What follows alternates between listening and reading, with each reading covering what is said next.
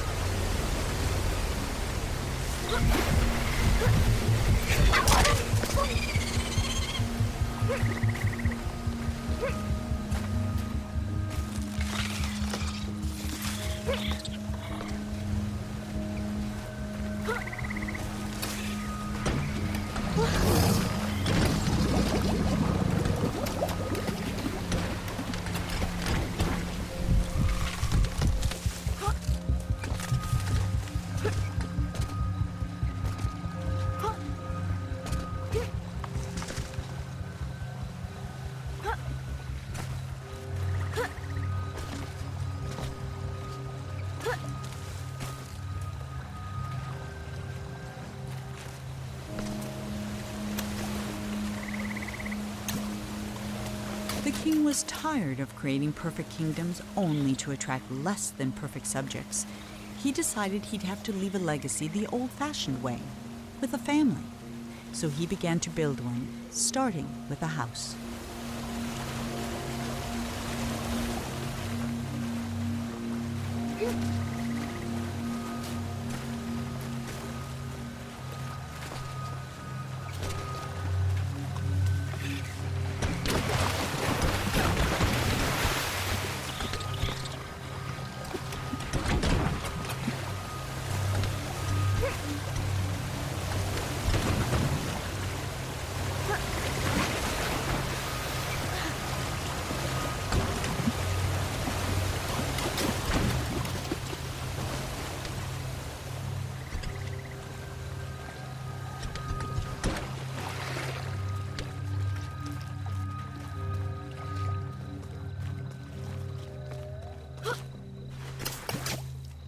The king had never had much luck with people, so instead of trying to find a wife, he painted one.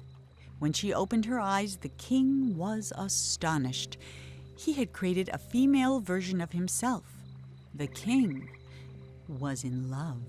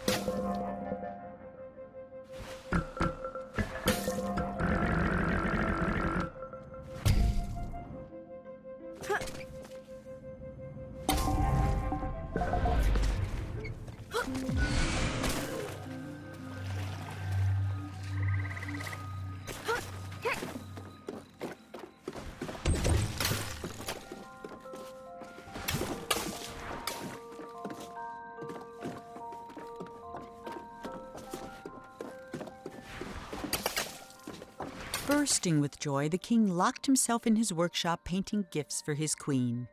He never saw her lack of interest, though she made no effort to hide it. The only gift she kept was his first, a little silver paintbrush.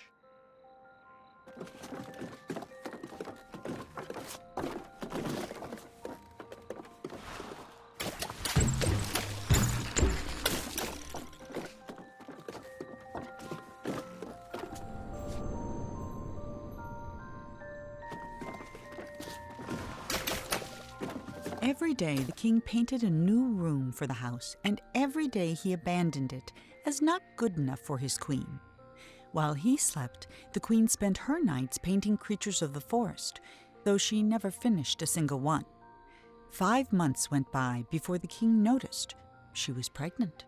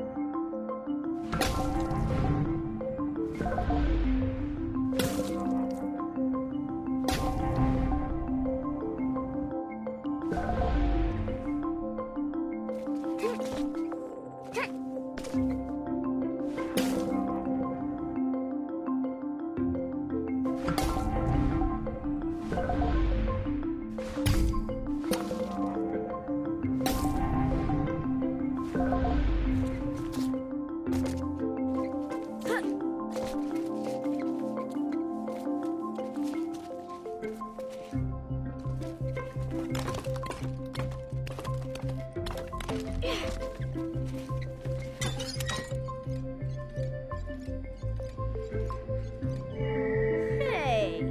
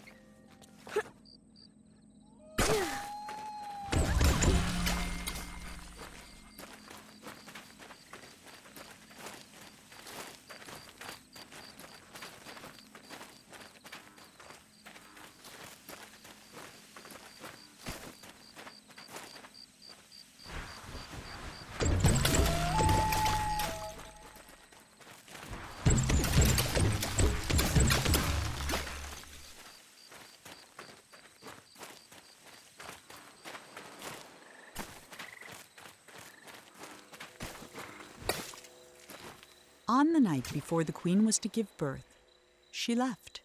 All she took was a single unfinished painting. When the king woke, he found no explanation, and he never did.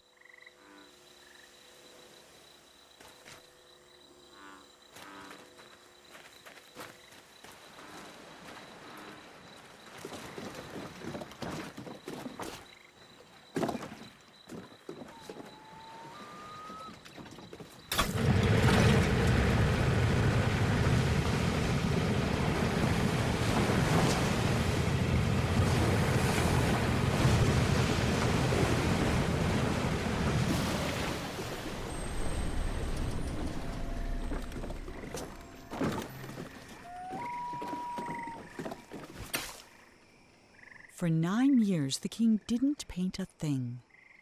Then he had a vision, a colossal monument of himself that would be his legacy for the ages. But he hadn't even finished painting the scale model, which was over 100 feet tall itself, when his powers began to fail.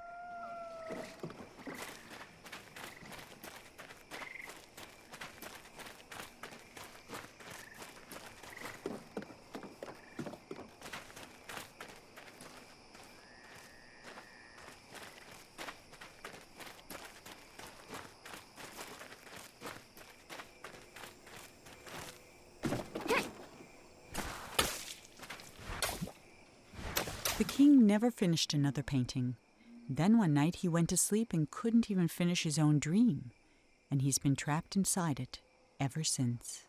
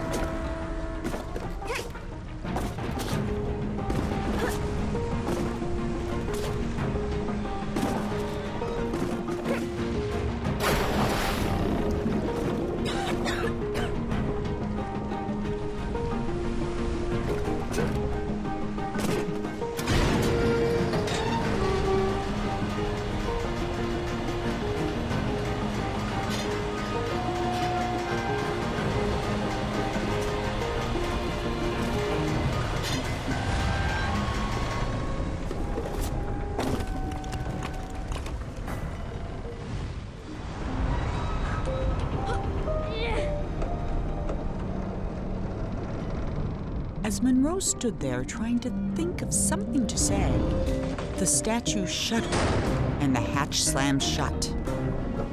And now there was no more need for talking. The king was awake.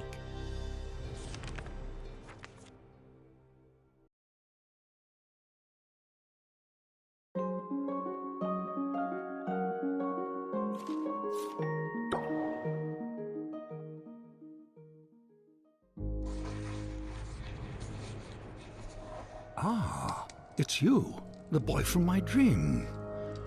What a strange dream it was. My life's work was being destroyed, and all I could do was watch. Come, sit here by the fire. It all began right there, in the house I grew up in.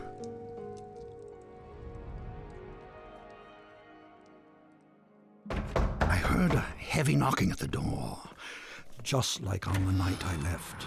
I opened the door, but there was nothing there, just white space.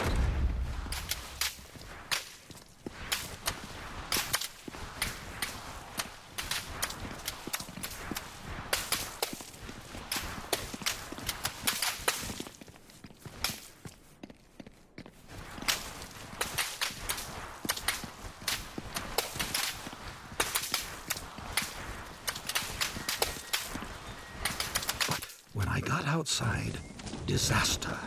Some miscreant had painted everything. My garden was ruined.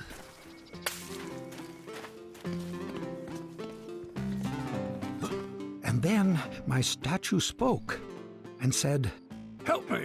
Some little hooligan is running around splattering everything in the garden. I think he's headed for the... Something got in my mouth. Oh dear.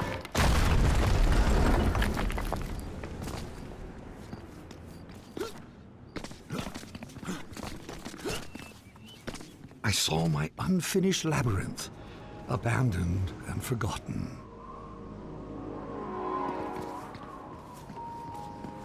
And then the credits appeared.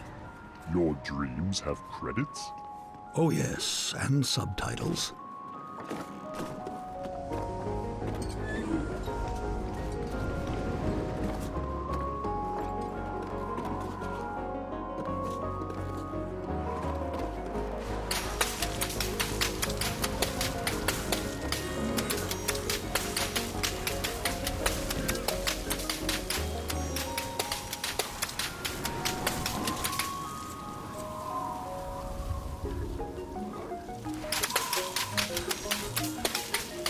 Then I saw my beautiful city strangled by those disgusting vines. I built it to stand 100 lifetimes, and instead to be buried in one, a monument for weeds.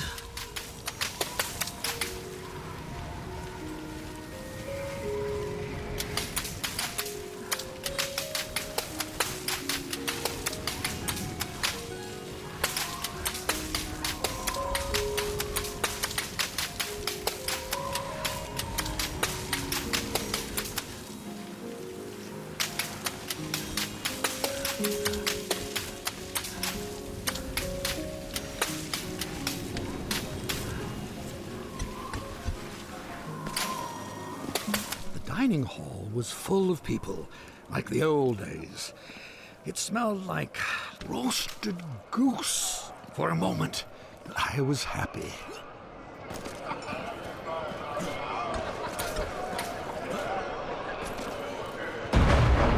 Then suddenly, I was alone again. The world had become cold and dark. I felt my own death rising up around me.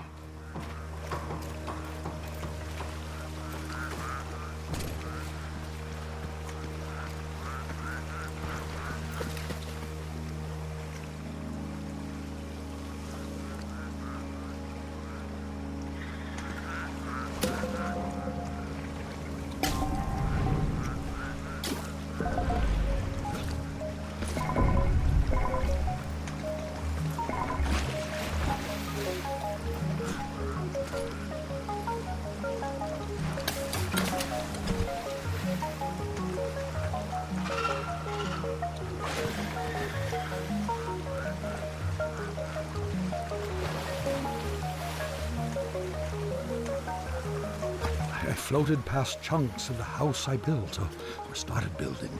Scarcely 10 years later, and the whole thing was in ruins. My works were meant to last forever, but most of them will be gone before I am.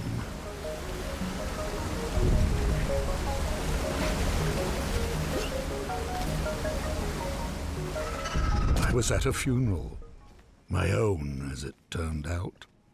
No one was there. Except you.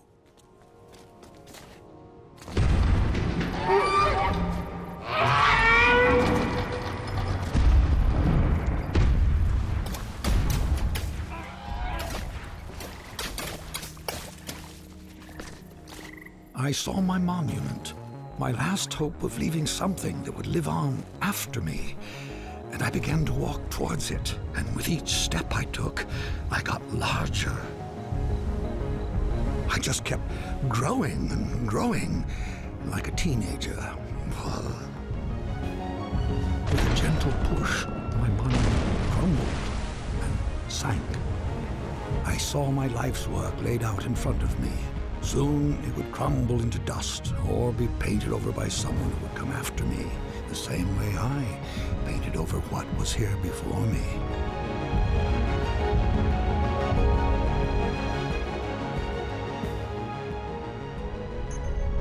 When the universe ended, I knew that everything I'd made was over.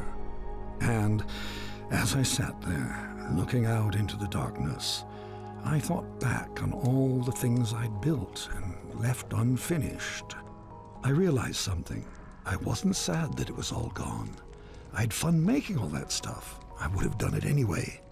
And then, somehow I knew that when I woke up, all my work really would be destroyed. And that's when you showed up. I don't know how you got here, but I'm glad to see you. I have something for you. This brush isn't mine anymore. My work is over. It belongs to you now. I hope it makes you happy and that someday they will say, he is a better man than his father. That door will take you anywhere you want to go. But leave quickly, child. None of this will last for long. And that night, even though he was very tired, Monroe did something that would have made his mother very happy. He painted.